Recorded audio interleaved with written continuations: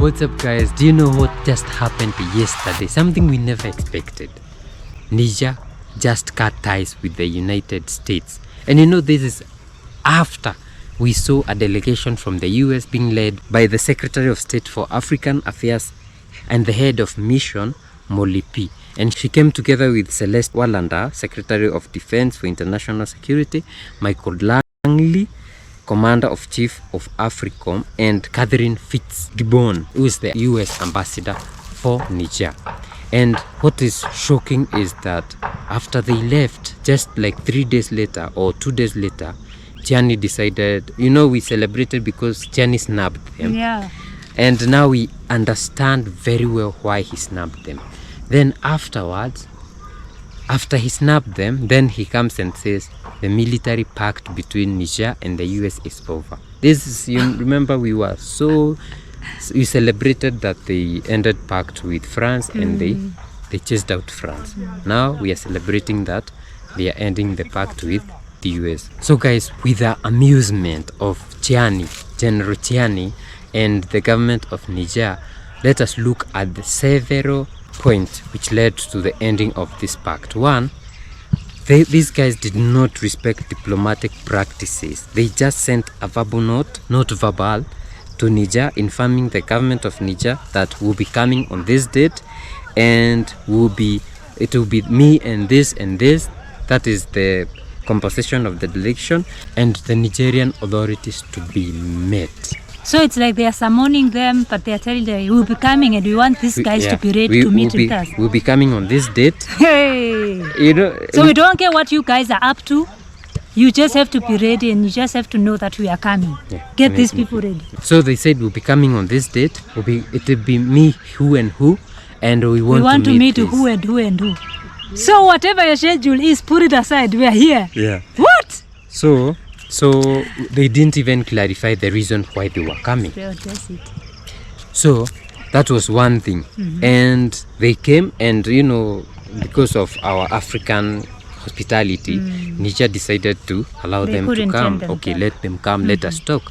And they came and they met the Prime Minister, Ali Mohammed Lamin Zein, and they talked about military transition in Niger and fight against terrorism. They talked about political orientation and perspectives of Niger in their aspect relating to the choice of partners on the diplomatic level, military and strategic level.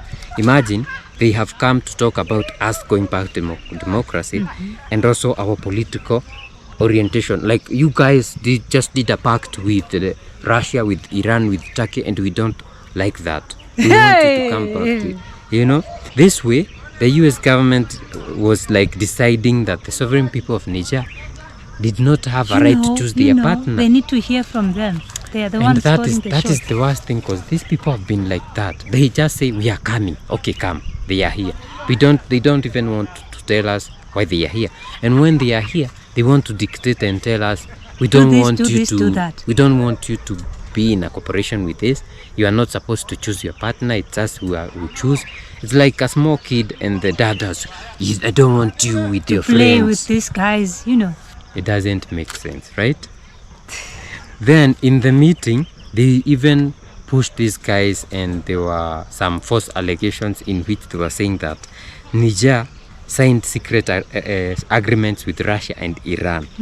And they even pushed and said, you signed a secret uranium deal with Iran. And this guy, then the one representing, or the one talking on behalf of the government of Niger, said, you did the same thing to Iraq, the second war with Iraq. You went and said that they were supplying uranium to Baghdad, and then you went and invaded them, you know. And what happened? They messed up Iraq. Up to today, we are not even sure what is happening. We can't allow that to happen to us. Yeah. So that is another thing. And then they talked about military presence, because these guys are like, they are dictating, we want this, we want this. But what they are not talking about is their military, which is in Niger, in which the US has over 1,100 soldiers in Niger, and they have the biggest airbase in Africa. And this airbase costed $100 million, I think. It's so expensive. And But it's money they get from Niger, from the resources. And imagine this base is not for assisting these guys directly. It was for manning. They said it was for manning terrorism and fighting the ISIS groups in Africa. But what people are saying, and mostly people who are commenting are saying, this base is not for Africa. This, yeah. It was to counteract China and Russia influencing Africa. You see? So these guys know, and they are saying that the American presence in Niger is illegal and it violated all constitutional and democratic rules. The representative of the people, that is the people who are voted for in Niger, were not consulted, but the installation of the army was verbally imposed in 2012. So they said, we want to bring our base in Niger and we put it here. Yeah, this is what, and you guys can't say or do anything about it. And do you know the shocking thing about this is the agreement requires Niger to pay bills and taxes on American military aircraft, which costs them billions of CFA franc. Another thing is Niger doesn't have any info on military activities Happening being carried in the bases or the civilian and the military personnel on these bases. They can bring in terrorists. Niger doesn't know. They can bring in whatever people with different expertise to mine, to do whatever. Yeah, Niger doesn't know what they are doing and and who they are. And they are not allowed to ask any questions. Yeah, and another thing is the US military has no obligation to agree to support the fight against terrorism groups. So they are just there. You can't even ask them, hey, help us. They will say no. We do not have an obligation to agree. You see how crazy it is, eh? So what is the difference between the US and France at this point? The US is even worse, or they are the same bird of the same feather. So the US government then, when Tiani took the government, they abruptly suspended the military cooperation with Niger, but they did not follow the agreement as per se. Because when you end this military cooperation, you are supposed even to pull out your army from and end your base from that country. So they ended halfway in. Then they sanctions Niger, and they keep keeping the base. So they didn't withdraw the soldiers from Niger. Guys, we've been played for years as Africa, and it's so ridiculous that our leaders are still continuing with this nonsense. Yeah, and another thing, before they even ended this cooperation, the army and the government junta of Niger had started noting illegal overflight activities over Niger by American aircraft. Like you are just seeing American aircraft. And you can't ask any questions because you are told it's not your business. So they have they have disbanded or denounced the military ties with the American government with immediate effect. Meaning from yesterday, after they said that, these guys should not do anything, they should start preparing to go. And in the next 6 months, we should be seeing them clearing this place.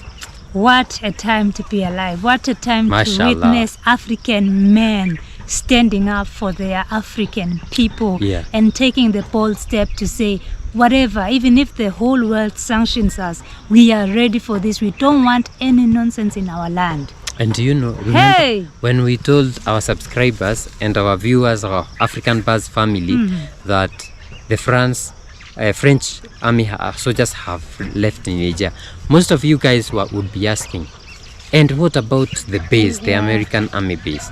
We didn't know because we didn't know what was happening. Now we are here reporting. Is it not beautiful? Wow, Tiani, thank you so much. And I hope that for the rest of the African countries, the puppets, the whatevers, you have to learn from these guys. And if you cannot, just surrender, that's it, and let the young people who are able to do this do it, because this is the only direction Africa is taking from here. I mean, there's no other African country that will tolerate this nonsense, knowing that the US is such a bully in your country and your president allows it to bully you, to bully your president. You know, you have no voice, you have nothing. Molly P, just an assistant, I don't know what, African affairs, whatever, comes and dictates how you have to hold your affairs, how you have to control yourself. By the way, that tells us something. Hey. Wherever they have their bases, it means they never consulted the parliament, like as per the constitution of those governments. But that is why we usually hear There's a new base, the US base in Somalia. We wondered, how did it come 5. there? As in, they just come Eritrea. They just put 5 Djibouti. US bases. I don't know where. Like, it's crazy. They don't even consult. And I think I saw somewhere they were saying that the citizens also have to be consulted before they put this army bases. They are saying the citizen representative, but they don't. They never do that. They just does them right. Wow, guys, let us know what you think about this. But we celebrate Abdurrahman Tiani for your bold move. You are the best. We are just overwhelmed by what you are doing for your people, for your country. Please continue wiping out every rubbish that has to be wiped out. Every neo-colonialist. We are waiting for the money, Let us wait and see what happens next in Niger, because this guy is not joking. He reminds me of African men, the kind of leadership that you want to see in an African household. Yeah. He's leading the country like it's his own household, and the way a man should be leading his, affairs. So thank you so much, Tiani. You are bold. We celebrate you. Keep on keeping on. We will see you in the next one, guys. Please don't forget to like, share, and definitely subscribe. Bye. Bye-bye.